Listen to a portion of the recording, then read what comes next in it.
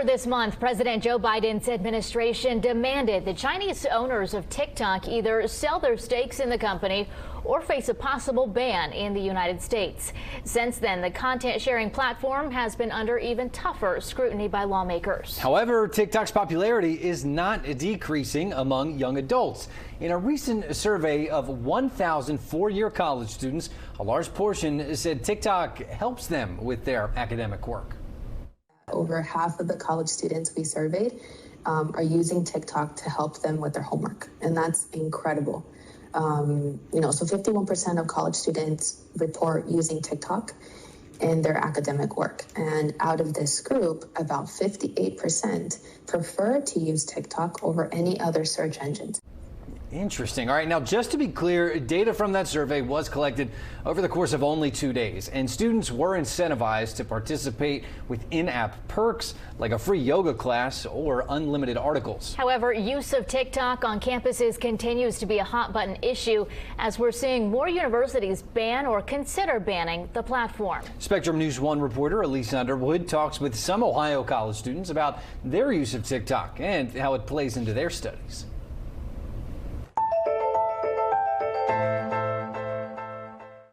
When I asked college students if they use TikTok for academic purposes, their answers varied across the board.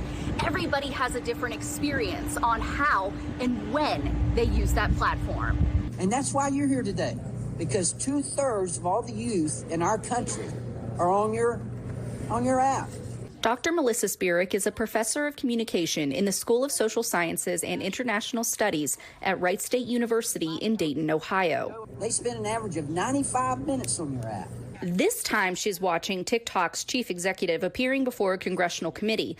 But whenever there's any news about the platform, she's tuning in. When people say that our political parties don't agree, what I like is they agree about TikTok, that this is a concern that needs to be looked at and needs to be addressed.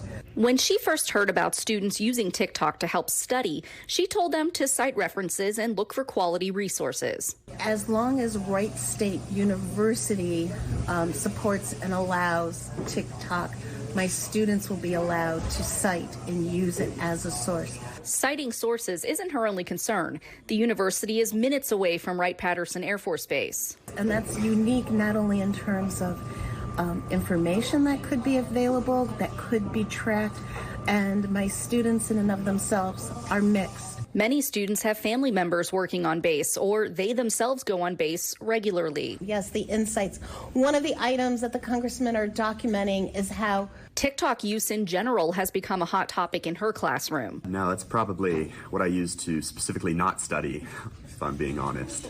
The only social media I use much is YouTube, and that's only to watch like Godzilla clips, and that's pretty much it.